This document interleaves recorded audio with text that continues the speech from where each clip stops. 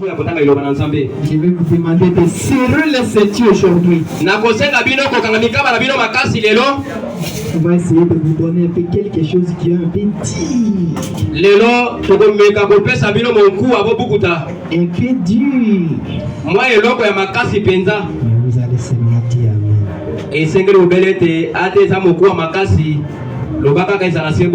amen. L'actualité. Makambo ya mikolo tobenga kilelo. Vous savez les pédagogues, nous qui avons fait la pédagogie. Batoyo basala etelo ya kote abana mike. Les prérequis. Makambo oyo balumbura kolumbura oba mona kili boso. Frère, ça la pédagogie. Ah oui. La leçon passée.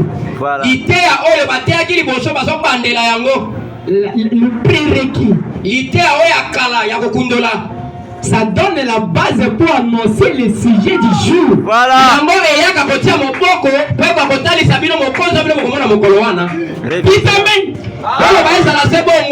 L'Ancien Testament, c'était des prérequis.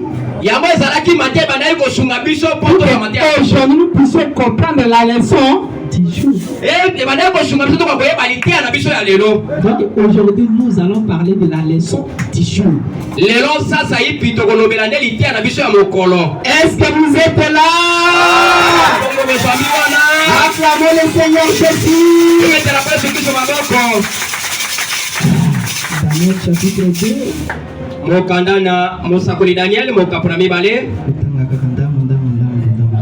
Premier verset. La seconde année du règne de Nebuchadnezzar, il y eut un songe. Il avait l'esprit agité et ne pouvait dormir. Le roi fit appeler les magiciens, les astrologues, les enchanteurs,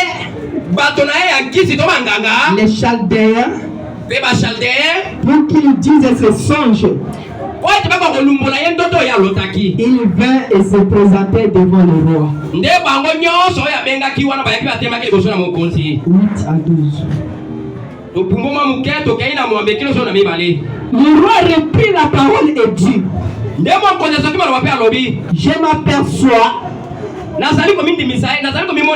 en vérité que vous voulez gagner du temps. Parce que vous voyez que la chose m'a échappé. Si donc vous ne me faites pas connaître les songes,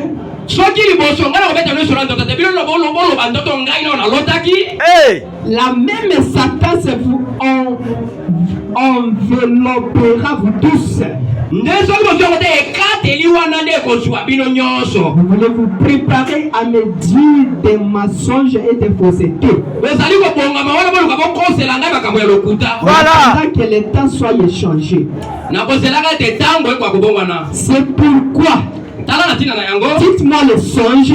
Je saurai si vous êtes capable de me donner l'explication. Ce que le roi demande est difficile. Il n'y a personne qui puisse le dire au roi, excepté les dieux dont la demeure n'est pas parmi les hommes. Amen. Et même ils ont compris que l'interprétation de ces songes, ça demande que Dieu lui-même.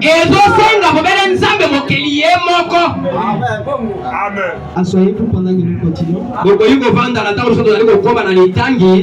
à 16. Alors Daniel s'adressa d'une manière prudente. Mais Daniel azwaki mabano lenge moko ya ekenge est censé à Arjoc. chef de garde du roi, qui était sorti pour mettre à mort les sages de Babylone. Il prit la parole et dit à Arjoc, commandant du roi, pourquoi la sentence du roi est-elle si sévère?